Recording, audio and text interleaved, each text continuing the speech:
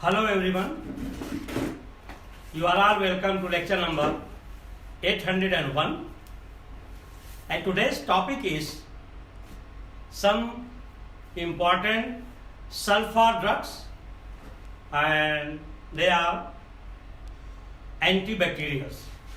So today I will be discussing about the drugs therapy, and it is commonly called it chemotherapy, but in India nowadays this word is very common. If somebody is saying that I am on chemotherapy, means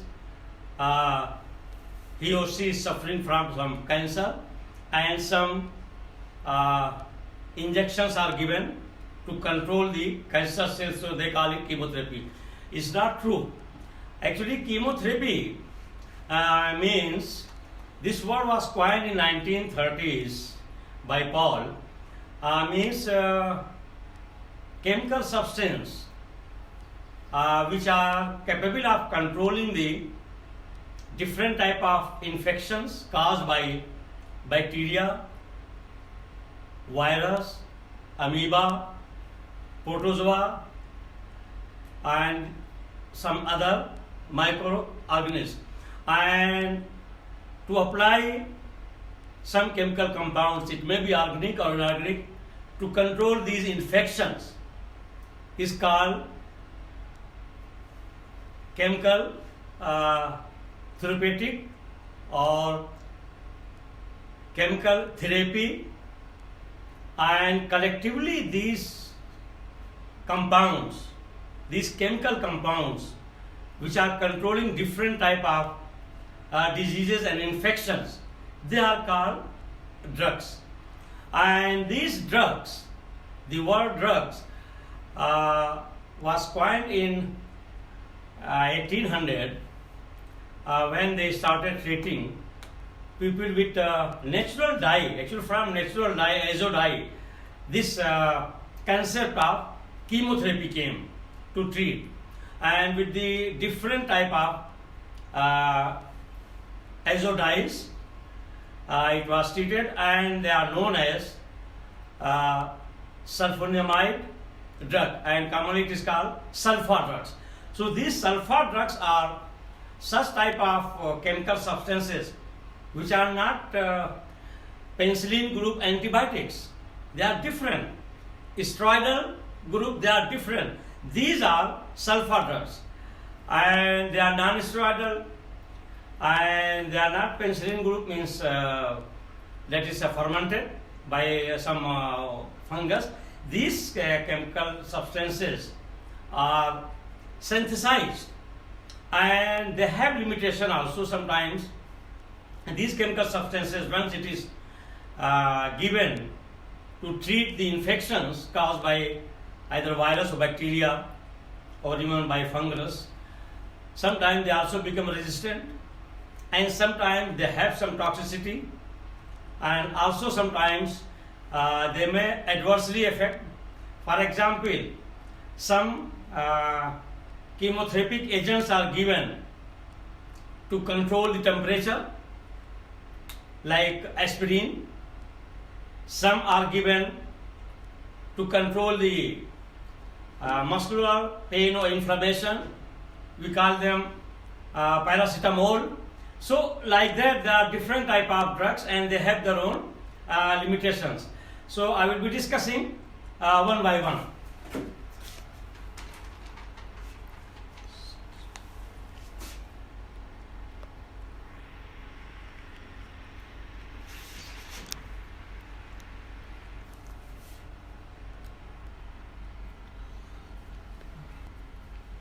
So some important sulfur drugs, antibacterials. Number one,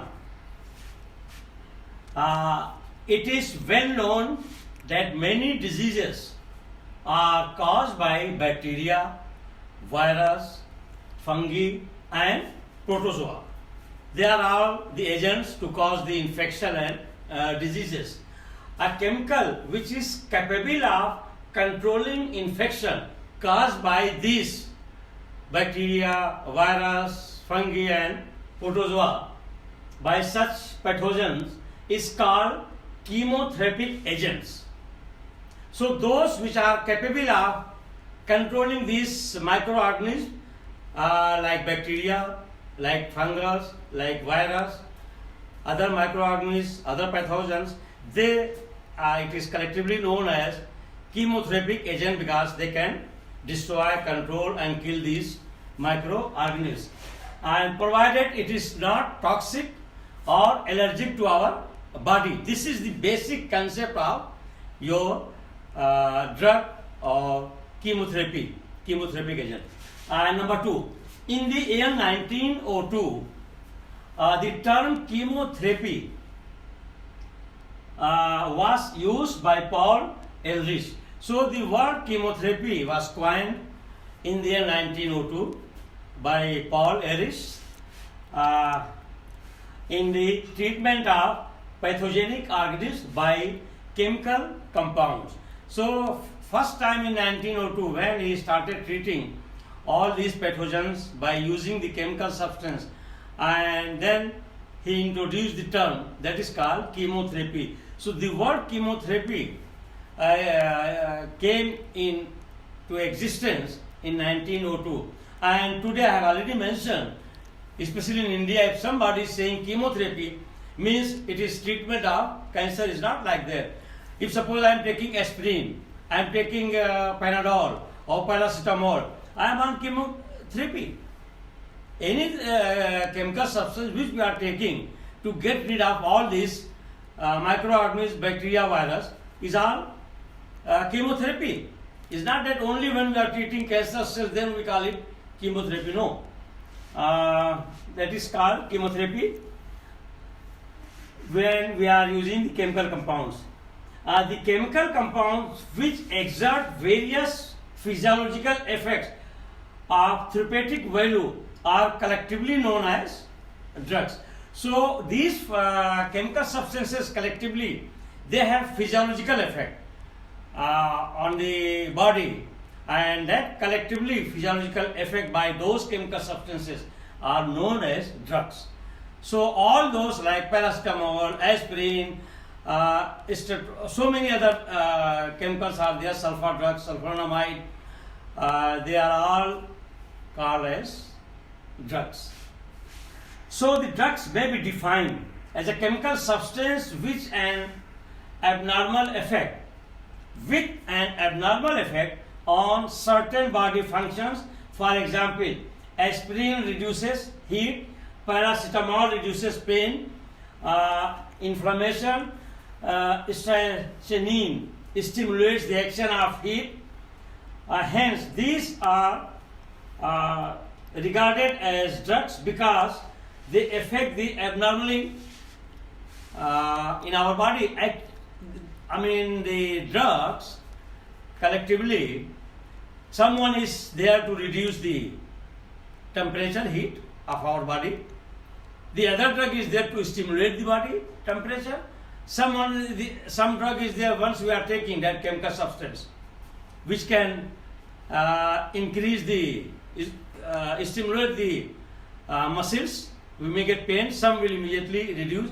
So all these adverse effect or positive impact, they are all collectively, all these actions is known as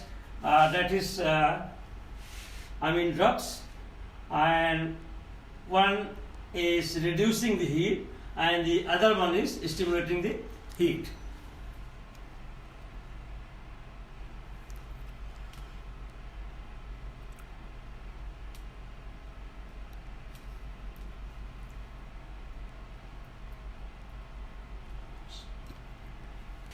So number 3 is, that is most important aspect of all these chemical substances which are called drugs, that their action should be localized.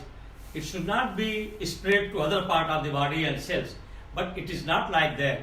They are spreading to other part of the body, and at the same time, sometimes they become resistant, sometimes they become reverse, and sometimes they become toxic. So all these factors are there for these chemotherapy drugs. And number 3, the most important requirement of a drug is that on administration to the host or patient, it should be localized at the site where it is required. In actual practice, it is not so. It is not localized. It will spread.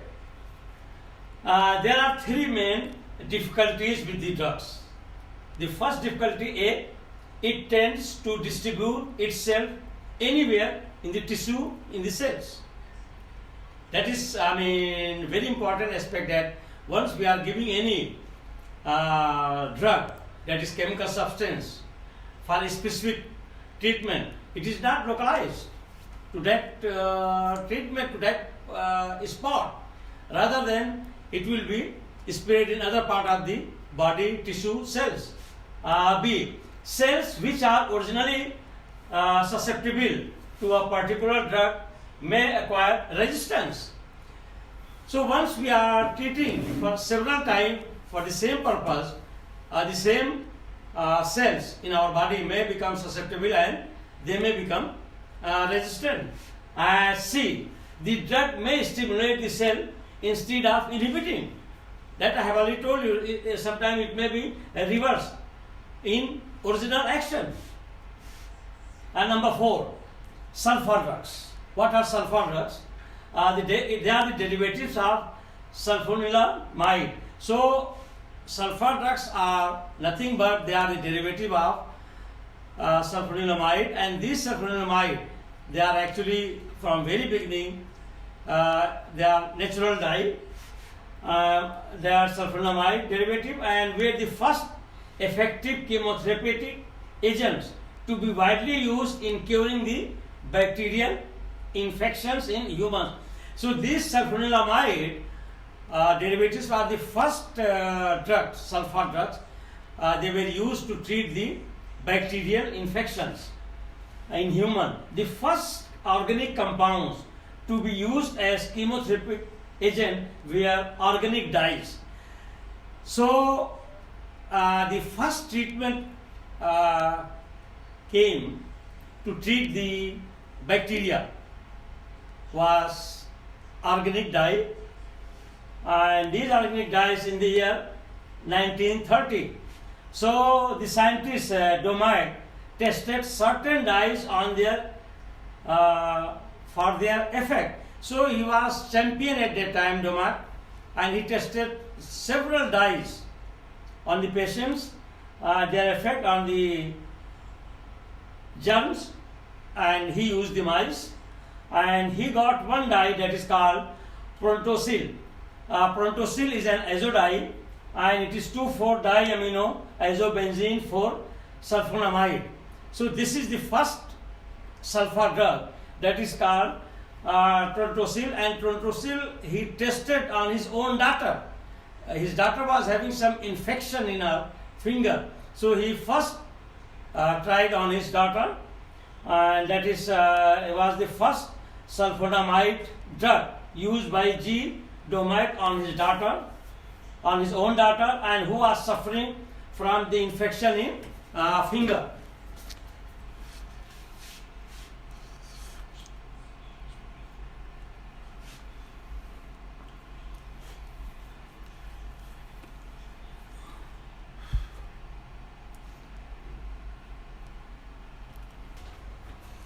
Number 5, Prontosil was found to be active against hemolytic streptococci infection. Is a bacterial infection, and Prontosil was prepared by diazotizing sulfonamide followed by coupling with M-phenylenediamine diamine. So it is coupled. This diazotized sulfonamide is coupled with phenylene diamine, means it is a phenyl group and there are 2 amino group, and these 2 are coupled with this, and this is your diazo N, and that is called Prontosil.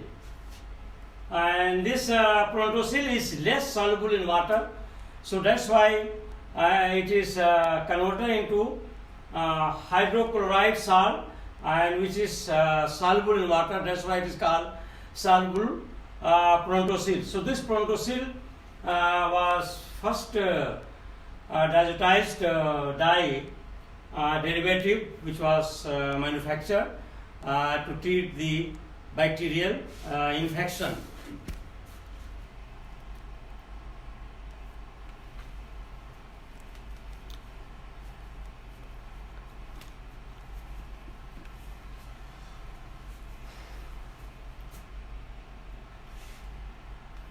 So with this I will stop. Thank you very much for watching the lecture.